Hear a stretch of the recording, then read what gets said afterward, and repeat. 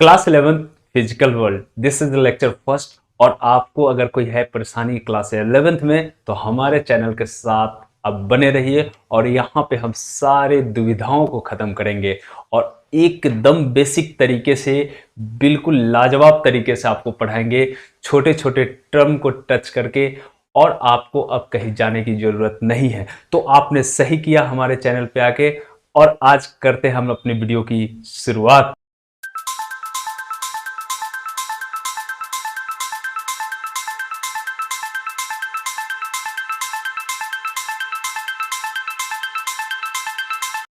सो पहला हमारा जो इंट्रोडक्शन टॉपिक्स है, व्हाट इज फिजिक्स। सही सुना, व्हाट इज फिजिक्स। इससे पहले आप हमारे चैनल को करें सब्सक्राइब और लाइक, और जितने भी दोस्तों के बीच में हो सके उतना कर दे शेयर, ताकि हमारे चैनल को आपके द्वारा मिले सपोर्ट और हम इसी तरह आपके लिए लेकर आए नए नए बेसिक तरीके जो आपको कर दे पूरे 11th और 12th आसान। तो आप हमारे चैनल से कंटिन्यू बने रहिए और हम यहाँ पे आपको एकदम बेसिक से बेसिक चीज़ों को भी टच करने की कोशिश करेंगे। सो आज का टॉपिक हम लेते हैं व्हाट इज फिजिक्स। सही सुना, व्हाट इज फिजिक्स। और ये बहुत ही इंपॉर्टेंट है। देखो, इस जो फिजिकल वर्ल्ड है ना, इसको समझना है। ये यहाँ से क्वेश्चंस नहीं आते हैं, लेकिन ये जो फिजिक्स है इसको पढ़ने की जो हमारा इच्छा है, इसको क्या करता है, इनहेंस करता है ये टॉपिक, ये चैप्टर। इसी कारण इस टॉपिक को, इस चैप्टर को इंट्रोड्यूस किया गया हमारे सिलेबस में। ये बहुत ही लाजवाब चीज़ है। ये लगभग सारे सिलेबस को एक्सप्लेन कर देगा, ये लगभग सारे चीज़ों को बता देगा और आपको एक प्यार जगा देगा फिजिक्स के लेकर। आपको लगेगा कि आज से हम इस फिजिक्स को जितना हो सके उतने अच्छे तरीके से पढ़े। तो आज जस्ट बेसिक होगा, आज कुछ होगा नहीं, बस हम तरह तरह के बातें करेंगे, एक दूसरे को समझेंगे और आप कीजिएगा लाइक और सब्सक्राइब और हमारे चैनल को शेयर। तो आई होप कि अभी तक आप अगर देख रहे हैं, हमारे वीडियो के साथ बने हैं, तो लाइक जरूर कर दिए होंगे और सब्सक्राइब भी कर लिए होंगे। सो जो फिजिक्स था, इसमें क्या हुआ कि जो हमारे जितने भी लोग थे उन्होंने देखना शुरू किया, यानी कि वर्ल्ड में लोगों ने देखा कि दिन रात का होना, यानी कि उनको नॉलेज नहीं था बट वो चीज़ों को देख रहे थे, ऑब्जर्व कर रहे थे कि ये दिन रात हो रहे हैं, एक कंटिन्यू सीजन चेंज हो रहा है, कभी ठंडे का मौसम आ रहा है, कभी गर्मी की मौसम आ रहा है, कभी बरसात का मौसम आ रहा है। सो ये कंटिन्यूअसली रिपीटेशंस को देख देख के इन्होंने क्या किया कि जो मनुष्य जाति था उन्होंने सोचा कि भाई ये रिपीटेशन कैसे हो रहे हैं, अगर हम इसको जाने और करीब से तो कैसे जान पाएंगे। तो इसी कारण ने इनको और ज़्यादा आगे बढ़ाया और इन्होंने एक पॉइंट पे पहुंचा जहां से इन्होंने इंट्रोड्यूस किया अपने जीवन में साइंस एंड टेक्नोलॉजी को। जी हाँ, सही सुना, साइंस एंड टेक्नोलॉजी को इंट्रोड्यूस किया इंसान ने इस जगत के, इस ब्रह्मांड के रहस्यमय घटनाओं को जानने के लिए। हर चीज़ों को उन्होंने देख रहा था बट समझ नहीं आ रहा था कि हो कैसे रहा है। जैसे रातों में देखता था तारे चमचम कर रहे हैं, दिन में देखता था सूरज निकला और फिर वो डूब जाता था, बारिश का होना, ये हवाओं का चलना, ये सीजन्स का बदलना एक कंटिन्यूअसली होते रहा, लेकिन इनको समझ नहीं आ रहा था। तो इन्होंने सोचा और इन्होंने अपने जीवन में, जो ऑलरेडी हमने बता रखा है कि जीवन में इंट्रोड्यूस किया साइंस एंड टेक्नोलॉजी को। जी, साइंस जो वर्ड था ना, ये जो साइंस वर्ड था, ये साइंस वर्ड हमारा जो आया है वो कहाँ से आया है, ये जो साइंस वर्ड है ये आया कहाँ से है। तो साइंस वर्ड जो आया है हमारे, वो लैटिन वर्ड, एक लैटिन वर्ब है, ठीक है, जिसका नाम है साइंटिया। जी सही सुना, साइंटिया।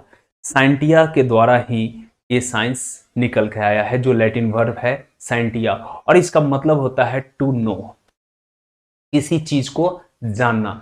जितने भी चीज है अगर उसको हम जानने की कोशिश कर रहे हैं तो वही हमारा क्या होता है, साइंटिया कहलाता है, यानी कि टू नो, यानी कि साइंस कहलाता है। तो साइंस भी हमें वही चीज बताता है कि हर चीजों को जानो, हर चीजों को समझो। और वो क्या करता है, साइंस हेल्प करता है उन सारे चीजों को बताने में, समझाने में और जानने में। तो इसी कारण से साइंटिया वर्ड को इंट्रोड्यूस किया गया और इस वर्ड का मतलब होता है साइंस, और यहीं से हमारा पढ़ाई 11th की होती है शुरुआत। तो साइंस कहाँ से आया, तो एक लैटिन वर्ब था साइंटिया, जिससे आया। इसको अगर संस्कृत में बोला जाए, जो संस्कृत का शब्दमाला है, अगर वहां पे इस वर्ड का यूज किया जाए यानी कि टू नो को बोला जाए तो विज्ञान होता है।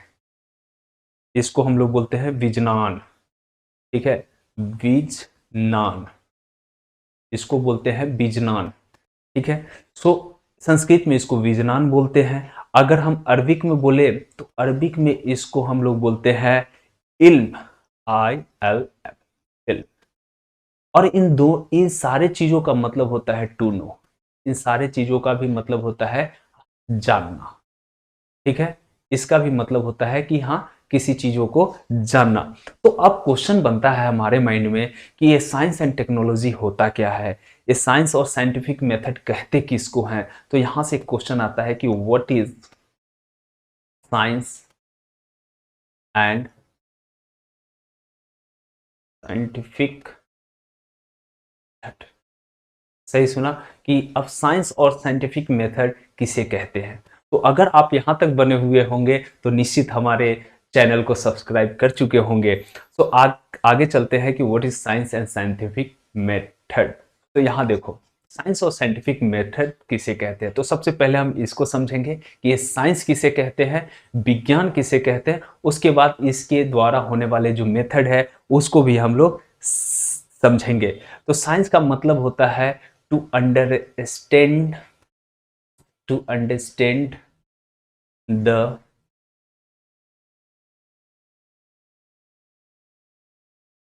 natural phenomena, to understand the natural phenomena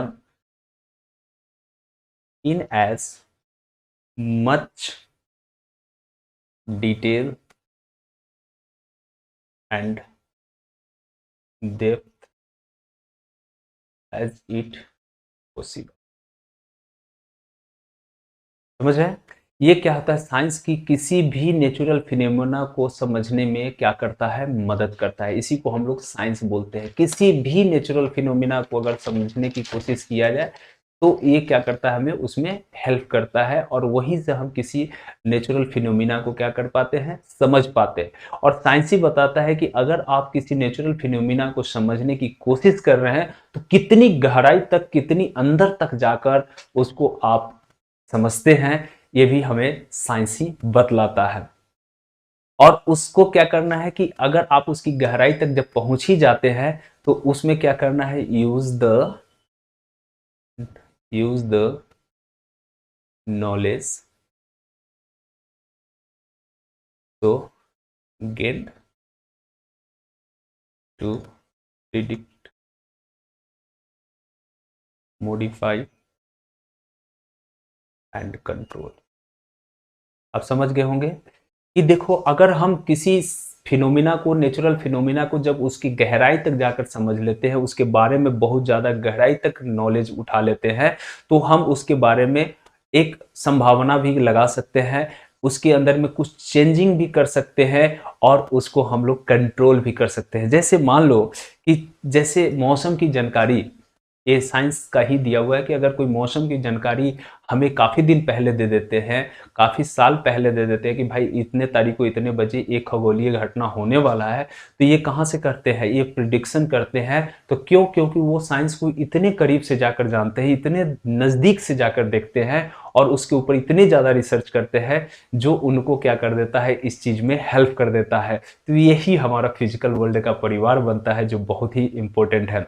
और मॉडिफाई मतलब कि कोई थ्योरी अगर उस चीज़ से रिलेटेड ऊपर नीचे हो रहा है तो उसको भी हम लोग क्या करते हैं, मॉडिफाई करते हैं और हम इस पूरे खगोलीय घटना, दुर्घटना को भी कंट्रोल करते हैं। कोई देख सुनते होंगे बीच बीच में न्यूज़ में कि कुछ उल्का या कुछ पिंड का कुछ टुकड़े कुछ ऊपर से नीचे जो पृथ्वी की तरफ टकरा रहा है, तो उसको क्या करता है विज्ञान, अपने कंट्रोल से किसी समुद्र में ले जाकर क्या कर देता है, गिरा देता है और हमारे पृथ्वी को वहां से क्या करता है, सेव कर देता है। तो ये भी काफी इंपॉर्टेंट आपका चीज है और ये भी हमें काफी मदद करता है।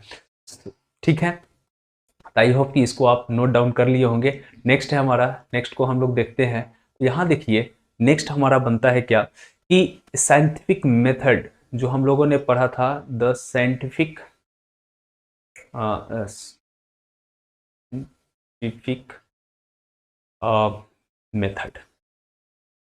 अब साइंटिफिक मेथड क्या हुआ, जो अभी तक हम लोग साइंस के बारे में पढ़ा तो वहां पे कंट्रोलिंग, प्रिडिक्शन, ये सारे चीज जो थे वो किसके द्वारा किया जाता है, तो वो साइंटिफिक मेथड के द्वारा किया जाता है। तो इस क्या आता है, सिस्टमेटिक ऑब्जर्वेशन इसको बोला जा सकता है। ठीक है, इस मेथड जो होते हैं इसमें क्या होता है, सिस्टमेटिक ऑब्जर्वेशंस होते हैं, कंट्रोल भी यहीं पे आते हैं, सही बात। थर्ड है जो एक्सपेरिमेंट होता है वो भी यहीं पे किया जाता है। फोर्थ है मैथमेटिकल मॉडलिंग जो होते हैं यही यहीं पे किया जाता है, मॉडलिंग जो होते हैं वो भी आपका यहीं पे किया जाता है, और प्रिडिक्शंस जो होते हैं वो भी आपका यहीं पे किया जाता है, प्रिडिक्शन एंड वेरिफिकेशन। सो ये these are the term of scientific method, यही आपका साइंटिफिक मेथड का टर्म है, जिसमें सिस्टमैटिक ऑब्जर्वेशंस को रखा गया है, कंट्रोल को रखा गया है, एक्सपेरिमेंट को रखा गया है, मैथमेटिकल मॉडलिंग को रखा गया है, and the prediction and the control को भी इसके अंदर में रखा गया है। अब देखो यहाँ पे क्या हुआ कि साइंस जो थे हम लोग पढ़ रहे थे, तो साइंस के पास में तो बहुत ज्यादा ब्रांचेस है। ठीक है, साइंस के पास में केमिस्ट्री भी है, मैथमेटिक्स भी है, बायोलॉजी भी है, जूलॉजी भी है, बहुत सारे ब्रांच है, फिजिक्स भी है। तो फिजिक्स को science have lot of branch, but physics जो वर्ड है, physics is one of them. ठीक है, तो उसी में से निकलकर जो उसके साइंस के बहुत सारे ब्रांच है, वहीं से ये फिजिक्स हमारे सामने निकलकर आता है। और इसका मतलब क्या होता है, फिजिक्स, फिजिक्स जो है, अब इसके बारे में हम लोग जानेंगे। तो आगे बढ़े, ठीक है जी। नेक्स्ट हमारा कि अब फिजिक्स के बारे में हमको जानना है कि what is physics and the physics कहाँ से आया। तो हम जान चुके हैं कि साइंस के ब्रांच है, और फिजिक्स कैसे हुए, कौन से वर्ड से लिए गए, इन सारे चीज़ों के बारे में जानेंगे। तो फिजिक्स जो है आपका, फिजिक्स का जो फिजिक्स वर्ड जो हमारे पास आया वो ग्रीक वर्ड से लिया गया वर्ड है। ठीक है, और इसका मतलब होता है नेचर। फिजिक्स के जो ग्रीक वर्ड था उसका मतलब होता था नेचर। अगर हम संस्कृत में बात करें कि इसके संस्कृत में क्या कहते हैं, भाई संस्कृत से हम लोग जुड़े हुए हैं तो संस्कृत तो हम जानेंगे ही कि क्या कहते हैं। तो इसी को संस्कृत भाषा में भौतिकी बोलते हैं। क्लियर, तो ये बिहार बोर्ड वाले जितने भी होंगे उनको समझ में आ गया होगा भाई भौतिकी या तो फिजिक्स है, क्लियर। तो यहाँ पे भौतिकी संस्कृत वर्ड में लिया जाता है, और फिजिक्स को ग्रीक वर्ड में क्या बोला जाता है, नेचर बोला जाता है। अब क्या होता है कि इसका जनरली यूज क्यों, क्या किस चीजों में किया जाता है, जो फिजिक्स का जनरली यूज किया जाता है, तो it is used to refer the study of physical world. ये फिजिकल वर्ल्ड, ये फिजिकल फिजिक्स की जो संसार है, इसके बारे में अगर हम स्टडी करते हैं तो ये हमें कौन करवाता है, यही फिजिक्स करवाता है। पूरे चीज़ों के बारे में जानकारी हमें यही फिजिक्स देता है। तो अगर हम इसको अगर डिफाइन करें तो कैसे करते हैं, physics is the branch of science, क्योंकि भाई साइंस से निकला है, branch of science in which we are studies about law of nature। ठीक है, यानी कि प्राकृतिक के नियम को समझेंगे। इसमें विज्ञान ने हमें प्रकृति के सारे चीजों को बताया, लेकिन उसके अलग अलग ब्रांच ने अलग अलग चीजों को समझाने की कोशिश की। उसी तरह उसके एक जो ब्रांच थे फिजिक्स, ये उसके नियमों को बताया कि ये किस तरीके से होता है, ये किस तरीके से होता है, और ये किस तरीके से होता है, जिसको हम लोग बोलते हैं फिजिक्स। तो क्लास 11th का ये जो स्टार्टिंग कर रहे हैं, ये कंटिन्यू वीडियो आपके पास आएगा, फिर 12th का आएगा, लगातार चलेगा ये सीरीज। और इसमें आई होप कि आप सारे स्टूडेंट हमारे साथ जुड़ेंगे, और आप जितने भी हो सके इसको शेयर करेंगे, सब्सक्राइब करेंगे, ताकि हम लगातार आपके साथ बने रहे और आपको अच्छे से अच्छे NCERT और बहुत सारे क्वेश्चनों का भी प्रैक्टिस करवाएं। बोर्ड लेवल का भी क्वेश्चन हम आपको जल्द ही लेकर आपके सामने आएंगे। तो ये बहुत ही खूबसूरत होने जा रहा है ये लेक्चर सीरीज, और 2022 आपको एक बहुत ही खूबसूरत बनाने की कोशिश हमारे द्वारा किया जाएगा और हमारे टीम के द्वारा। तो इसमें हम सारे सीरीज को लेकर आएंगे, जिसमें आपको फिजिक्स, केमिस्ट्री और मैथमेटिक्स सारी चीज़ों को हम धीरे धीरे करके हमारे चैनल पे सारे का वीडियो आपको मिल जाएगा। तो आई होप कि आप इसको अभी तक लाइक एंड सब्सक्राइब कर चुके होंगे। अगर आप यहाँ तक पहुँचे होंगे तो ज़रूर लाइक कर सब्सक्राइब कर दिए होंगे, और आगे इसको शेयर भी करते रहिए कंटिन्यू। ठीक है, तो फिजिक्स क्या था? एक ब्रांच ऑफ साइंस था, और इस ब्रांच ऑफ साइंस में क्या था कि हम लॉज ऑफ नेचर को समझते हैं। ये किस तरीके का ब्रांच ऑफ साइंस था कि लॉ ऑफ नेचर को हम यहाँ पे समझते हैं। ठीक है, आगे बढ़ते हैं हम लोग। ठीक है, अब जो इसका मेन प्रिंसिपल ऑफ फिजिक्स है, इसको क्या किया गया कि दो भागों में बांटा गया। एक यूनिफिकेशन के रूप में रखा गया, यूनिफिकेशन। देखो, आप तरह तरह चैनल पे जाओगे, तरह तरह के फिजिक्स पढ़ाने वाले लोग होंगे। आप तो पेड भी बहुत सारे चैनल चल रहे हैं, तो उन सारे चीज़ों से अच्छा होगा कि आप फ्री में, हाँ, और यहाँ पे हम बिल्कुल बेसिक आपको टच करने की कोशिश करेंगे। तो यूनिफिकेशन और रिडक्शंस दोनों के बारे में अब हम यहाँ पे देखेंगे। ठीक है, तो एक बहुत ही लाजवाब लेक्चर सीरीज बनने जा रहा है। जो हमारा चैनल है विद्या दो, ये काफ़ी मज़ेदार चैनल होगा। यहाँ पे सारे वीडियो आपको मिल जाएंगे एक एक करके, और हम ज़्यादातर कोशिश करेंगे एनसीईआरटी के ए टू जेड को टच कर देना। तो हमारा मेन मोटिव होगा एनसीईआरटी आपको बिल्कुल क्लियर कर देना। देखो भाई, एनसीईआरटी से बढ़ के कोई सब्जेक्ट नहीं है, बुक नहीं है। तो एनसीईआरटी अगर आप पढ़ लिए तो कोई भी चीज़ों को क्रैक कर देंगे। उसके बाद हम सीरीज लाएंगे, वहाँ प्रैक्टिस करवाएंगे, ऑटोमेटिकली आपका सारा जी और नीट वगैरह सारे क्वालिफाइड आप कर जाओगे। तो बोर्ड लेवल पहले तो क्लियर कर ले, उसके बाद नीट और जी हम लोग देख लेंगे। तो हमारा बेसिक टर्म होगा, बेसिक से हम लोग चलेंगे, और बेसिक तरीके से हर चीज़ों को हम लोग कोशिश करेंगे समझने का। तो यूनिफिकेशंस क्या होता है? देखो, यूनिफिकेशंस का मतलब क्या होता है? यूनिफाइड कर देना, यूनिक बना देना। यानी कि एक जो साइंटिस्ट होगा, they can implement lot of the theory inside the physics. जैसे मान लो कि अगर हम न्यूटन साहब की बात करें, इन्होंने यूनिफिकेशंस में क्या किया? न्यूटन साहब ने क्या दिया? लॉ ऑफ ग्रेविटेशंस को भी दिया, लॉ ऑफ ग्रेविटेशंस को दिया। और इसी लॉ ऑफ ग्रेविटेशंस को कैसे दिया? तो इन्होंने देखा कि एप्पल जो है ऊपर से नीचे की तरफ गिर रहा है, यानी कि they are having some force, वहां पे कुछ फोर्स है जो उसको क्या कर रहा है? अट्रैक्ट कर रहा है। तो जो अट्रैक्शन ऑफ फोर्स था उसी का नाम दे दिए इन्होंने ग्रेविटेशन। और उसी दिन से इन्होंने वेरीफाई किया कि अर्थ के पास एक अट्रैक्टिव फोर्स है, जो किसी भी चीजों को अपने सेंटर के टुवार्ड्स क्या करते हैं? अट्रैक्ट करना शुरू करते हैं। तो उस पर इन्होंने ये दे दिया। अब इसी थ्योरीज का इम्प्लीमेशंस करके उन्होंने लॉज ऑफ मोशन को निकाल दिया, उन्होंने रोटेशंस ऑफ एलिप्स और प्लैनेट का दिखा दिया, सोलर सिस्टम समझा दिया। एक मान लो सन है, तो सन के साथ में कितने और ज्यादा जो ग्रह उपग्रह हैं वो सारे कनेक्ट हैं, उसके बारे में इन्होंने एक ही चीजों पे, एक ही लॉस के हिसाब से इतने सारे थ्योरी को क्या कर दिया? एक्सप्लेन कर दिया। इसी चीजों को हम लोग बोलते हैं यूनिफिकेशन। और रिडक्शन जो इसको हम बोलते हैं, ये भी बहुत लाजवाब है। रिडक्शन का मतलब क्या होता है? देखो, रिडक्शन का मतलब क्या होता है कि रिड्यूस कर देना। रिडक्शन का मतलब क्या होता है कि आपके किसी बड़े साइज के प्रॉपर्टी है, मान लो ये पूरे सिस्टम्स को पढ़ना है, इतने बड़े सिस्टम को पढ़ना है।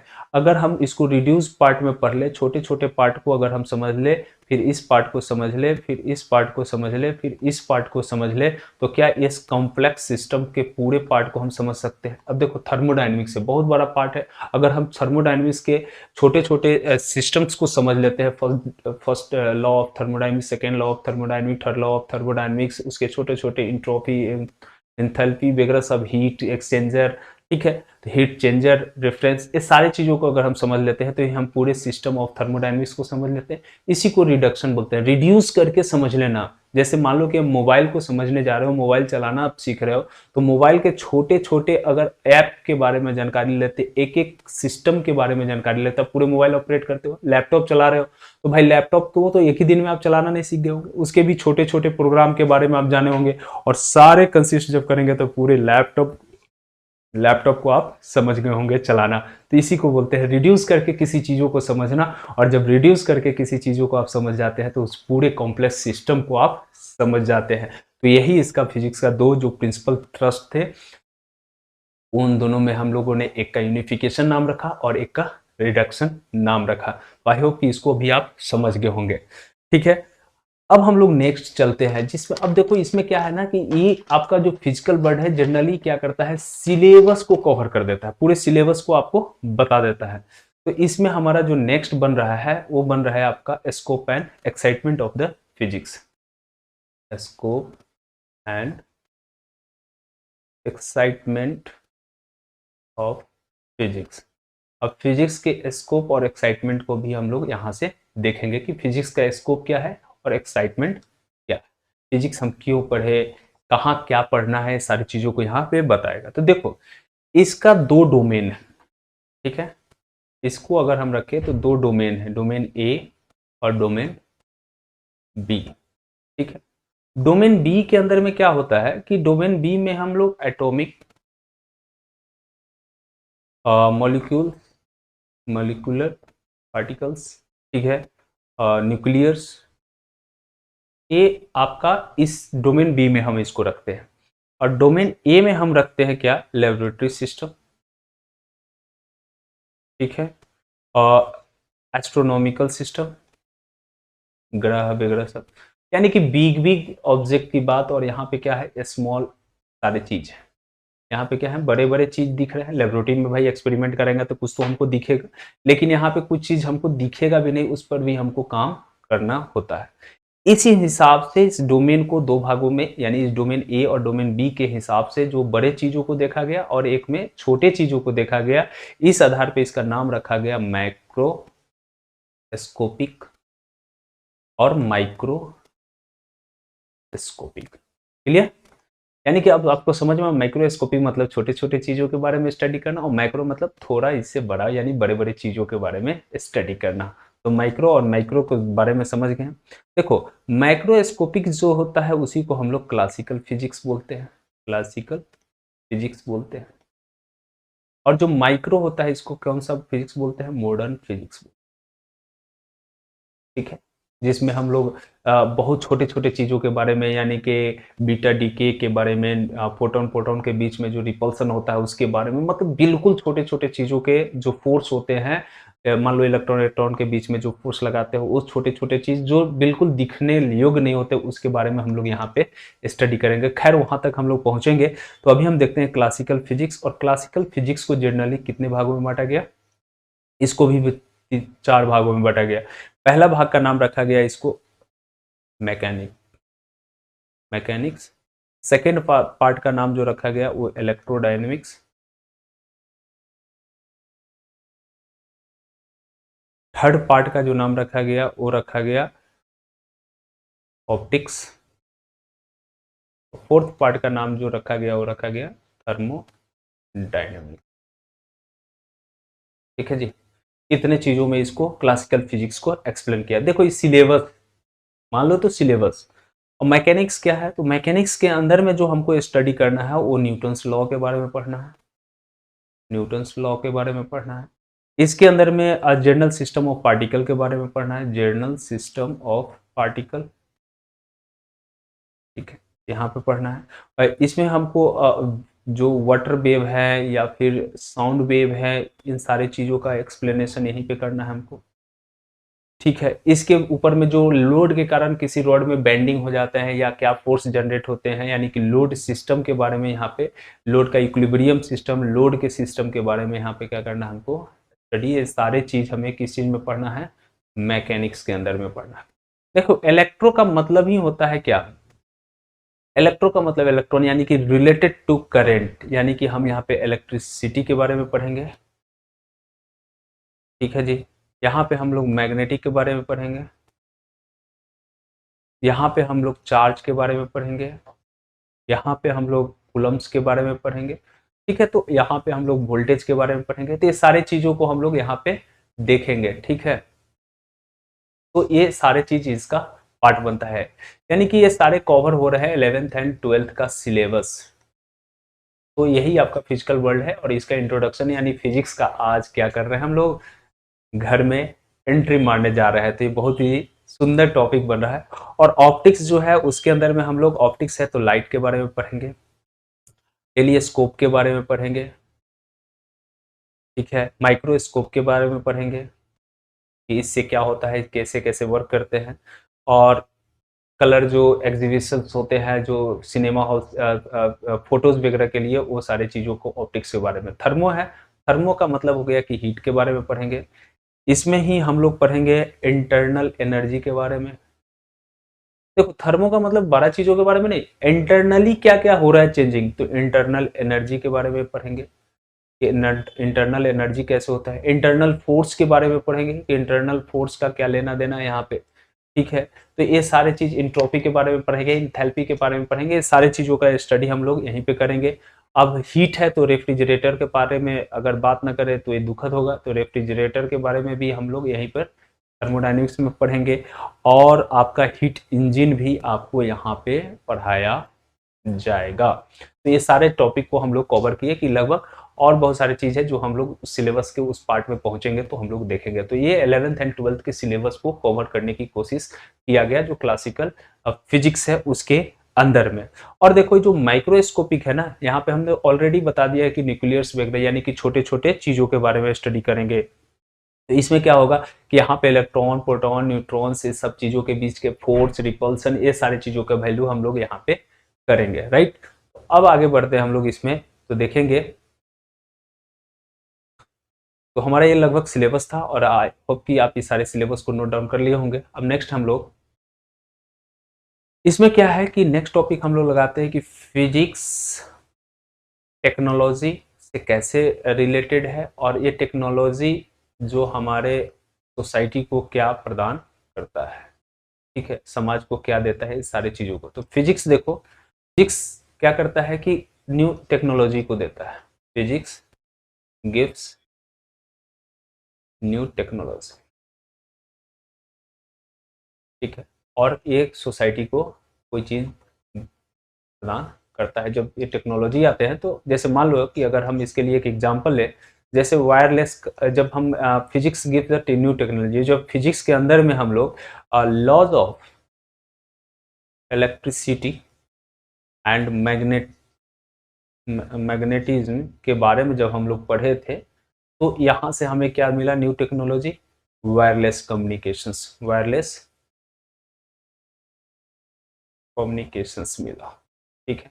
और इससे ही हमारे सोसाइटी को क्या मिल गया आज के डेट में, मोबाइल फोन। तो इसी तरीके से क्या होता है कि ये हमेशा जो फिजिक्स है एक नए टेक्नोलॉजी को इम्प्लीमेंट करता है और वो क्या करता है, सोसाइटी को एक नया चीज देता है, ठीक है। अब देखो नया, आप इसी पर बहुत सारा रिसर्च कर सकते हैं कि कौन कौन से फिजिक्स ने क्या क्या चीज को डेवलप किया अपने लॉ के हिसाब से और वो सोसाइटी को न्यू टेक्नोलॉजी कैसे प्रोवाइड किया। तो अब हम लोग पढ़ते हैं कि कुछ फंडामेंटल फोर्सेस है फिजिक्स का, उसको हम लोग देखते हैं कि फंडामेंटल फोर्सेस ऑफ फिजिक्स, क्या क्या फोर्स है फंडामेंटल फिजिक्स का, उसको हम लोग देख लेते हैं।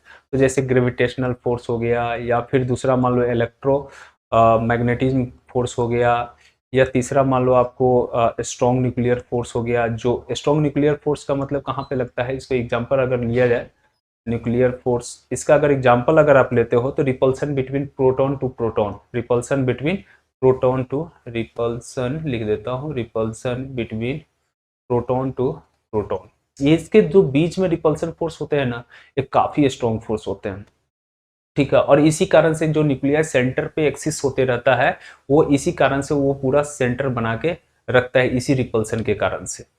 फोर्थ जो है वो वीक फोर्स है, ठीक है, वीक फोर्स है।